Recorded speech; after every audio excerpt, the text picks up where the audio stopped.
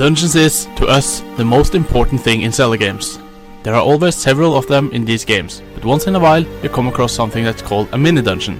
Since there are different ways to argue what a mini-dungeon essentially is, we feel that we have to declare exactly what we count as a mini-dungeon.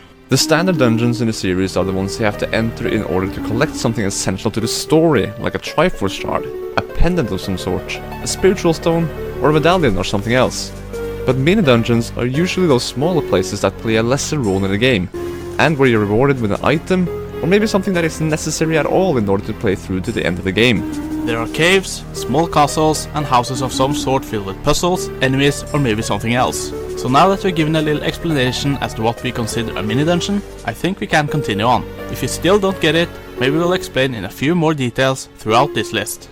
We're the owners of Triforce, I'm owner 2. And I'm owner 1, and here you have our top 8 mini-dungeons.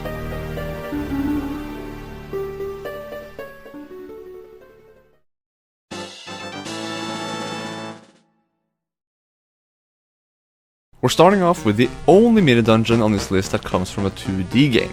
Sorry, but we found a lot of the ones in the 2D games to be less memorable than the ones in the 3D games. Now, we included Canalet Castle, Canalet, whatever, because, well, it's a fun place to go to. You visit Canalet Castle in Link's Awakening, and this castle used to belong to a man named Richard. His treacherous guards forced him out. The objective is to collect 5 golden leaves that belong to him, and you will get the slime key so you can enter Key Cavern. We like how you have to infiltrate this castle by going through a hole from the outside, kinda like A Link to the Past. And you get to open the gate from the inside. We also find it fun to collect stuff, and when we get to do this both outside and inside the castle, we actually have fun. The inside of the castle is kinda cool as well, as you can find soldiers inside the walls, but we're a bit puzzled about why you have to throw a pot on the door to face the ball and chain soldier that holds the last feather.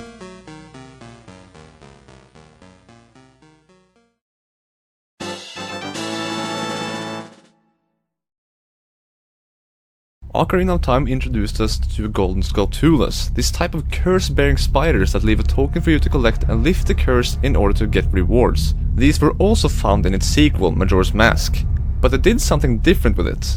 Majora's Mask put these spiders into 2 different houses, and you had to kill and collect all the tokens within those houses to get rewards. The question is, which one takes the 7th place? That would be the OCEANSIDE Spider House. The Swamp Spider House was good. We liked the architecture and how it looked inside, but we feel that the Oceanside Spider House offered more. It was a lot creepier, with spiderweb everywhere, very few colors, creepy masks hanging here and there, stall children hanging out, and the whole place seems really old and forgotten. It was a bit more fun to collect the tokens here, and it was really cool how we could use the captain's hat to talk to the stall children and solve a puzzle to get a heart piece. And why are there pictures of Skull Kid hanging everywhere? That little guy surely is a mischief maker.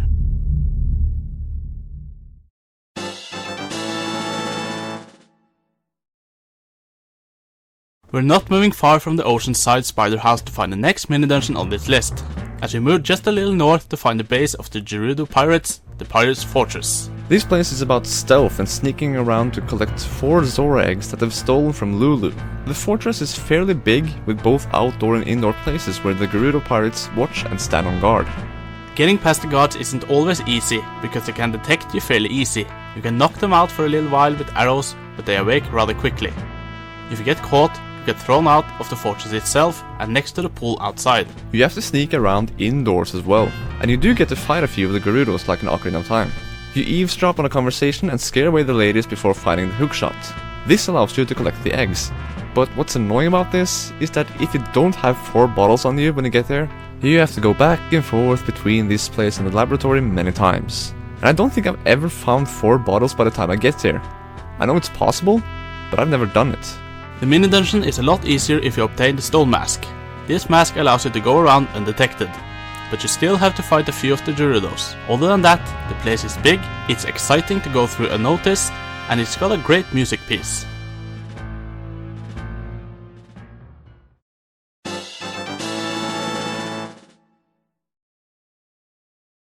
On number 5 we find the Ice Cavern. Before entering the Water Temple in Ocarina of Time, you have to check out all the stuff that has happened to Zora's domain, and that's when you discover the cave next to Zora's fountain. Inside plays this beautiful music while you walk through a cold cavern filled with pretty white and blue colors. But watch out, there's danger everywhere. We really like this place because of the puzzles. Collecting the silver rupees is enjoyable to us, and the block pushing puzzle is actually fun as well.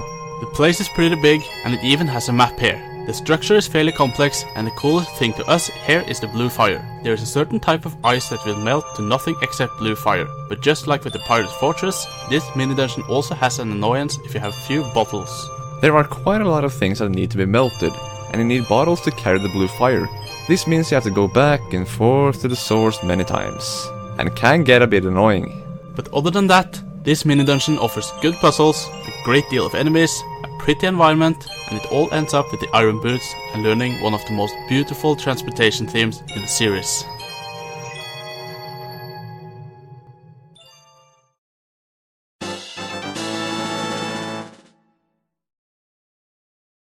Taking quite a leap down from our Ocarina of Time mini dungeon ranking is the Gerudo training ground. This is a completely optional mini dungeon, but it's a fun and challenging one at that.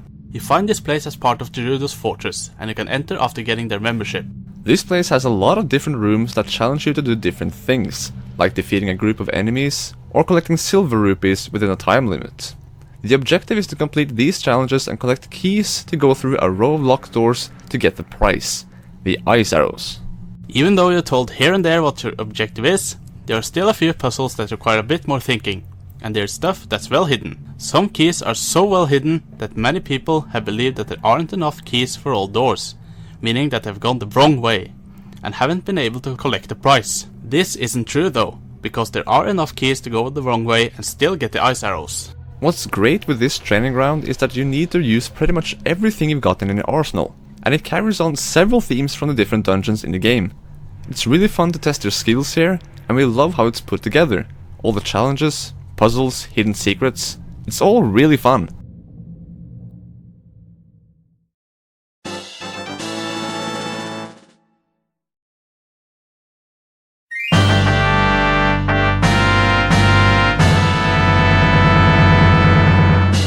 At number 3 we find the castle placed in Ikana Canyon. The ancient castle of Ikana houses King Eagles to Ikana and his 2 servants, and they need to be freed from a curse. The dungeon itself is rather cool, as you're a bit outside as well as inside. Just like how there are themes of undeath in the canyon, there's also a lot of it shown inside here as well. You face off with Redeads and Wallmasters, and you find even Garos outside that give you tips on different things. And we found it really funny that the Redeads dance if you wear the Garo mask in front of them. The puzzles are about letting the sun shine through, so that you can use the mirror shield to reflect off of it and remove these huge blocks. There is a couple of annoying things here though, like the freaking guys in the outside area, and of course that you need a powder keg to blow up the cracks on the roof. However, the themes and music here are great. If you have seen our mini dungeon ranking from Majora's Mask, you heard me saying that we thought it was really short. When I said that, I didn't really think about the fact that this mini dungeon came right after another mini dungeon, that being beneath the well. And when you put those two together, it becomes a rather long one. So when we count only the castle part, it becomes shorter, but its length is acceptable when you have those two back to back.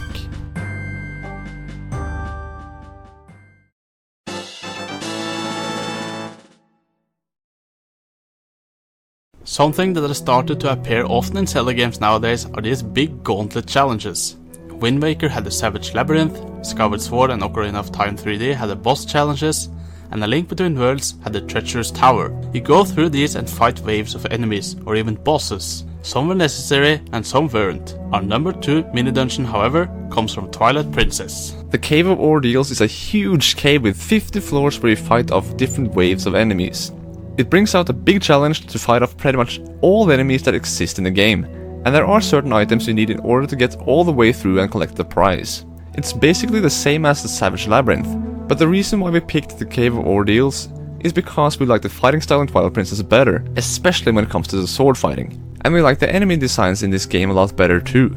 The prize you get is that there are great fairies on every 10th floor, spawn small fairies at every fairy fountain around in Hyrule, and you get the Great Fairies Tears at the very end, which heals you and gives you a temporary attack boost. The prize you get isn't the biggest, and this isn't necessary at all, but going through each one of these floors is exciting, and I still remember when we played this game together and I faced off with the four Dark Nuts on the last floor. During the battle I came down to half a heart, but I still managed to defeat him. It's exciting, at times intense, and it actually offers a good challenge, which Twilight Princess hasn't been very good at.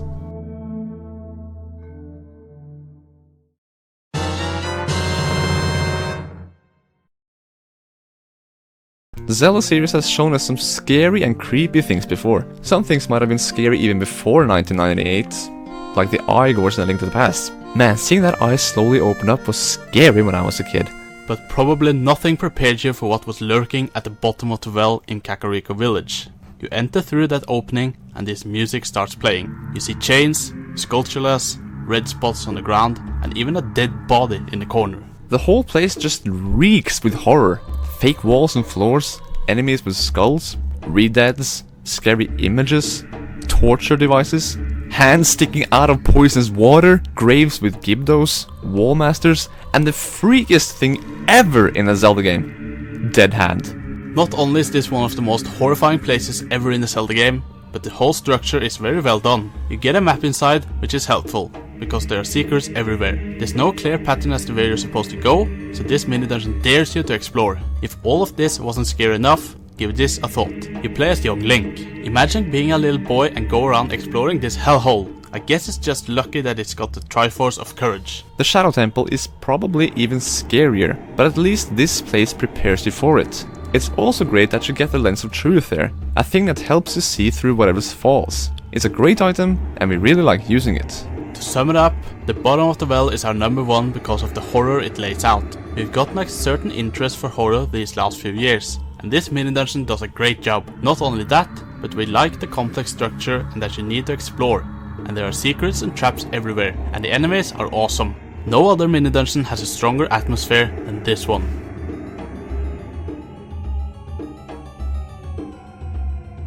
Now we want to hear from you. What do you think of our choices? If you liked it, you know what to click on. If you have a different opinion, just leave it in the comments, because we'd really like to hear yours. And hey, don't forget to subscribe, because then you'll see when our top 10 town themes comes out. Hope you're looking forward to it, and we'll see you then.